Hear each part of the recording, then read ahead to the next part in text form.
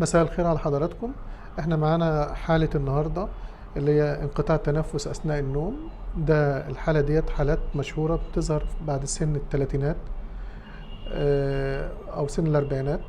الحالة ديت بتبقى في ترهلات في سقف الحنك، هي اللي بتقفل التنفس أثناء النوم. المريض يدخل يحصل له اختناق أثناء النوم، بتعمل صوت شخير.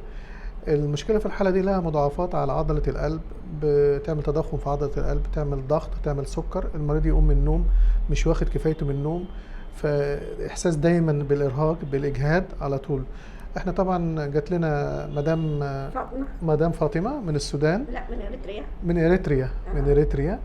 وطبعا فحصناها لنا في ترهلات في سقف الحنك، تضخم في اللوز كمان، وفي تضخم في قرنية الأنف. فاحنا عملنا لها عملية، يعني فتحنا لها التنفس من الأنف وعملنا لها شد سقف الحنك وإزالة الترهلات بأجهزة حديثة. واحنا بعد العملية بأسبوع دلوقتي الحمد لله الدنيا زي الفل. الجرح هنا كويس، المسافة بقت واسعة، سقف الحنك اترفع خالص. وهي تحكي لنا بقى يعني المعاناة بتاعتك.